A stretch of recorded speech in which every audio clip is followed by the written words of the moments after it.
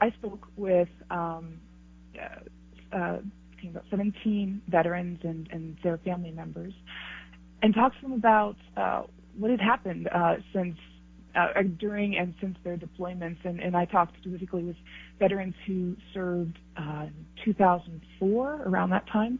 And so they had about 10 years worth of experiences to talk about once they spoke with me.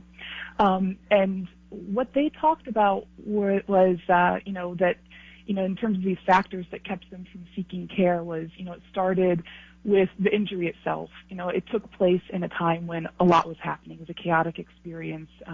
The people that I spoke with, this wasn't intentional. It just worked out that when I said that I wanted to talk with people who had been potentially injured in combat, they were all blast-exposed veterans.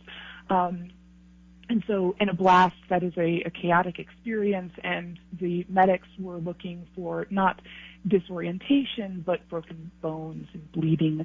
And if you could, walk away, then you were considered okay. And it was really important in a combat-filled environment for veterans to, they weren't veterans at the time, of course, service members, to really, stay together. You're supposed to be out there with your guys. And so if they were experiencing any symptoms of a traumatic brain injury at the time, and they often reported somatic symptoms after blast exposure, what they often also talked about was that once they got back from a deployment, whether or not they separated from the military, there would be this kind of detaching.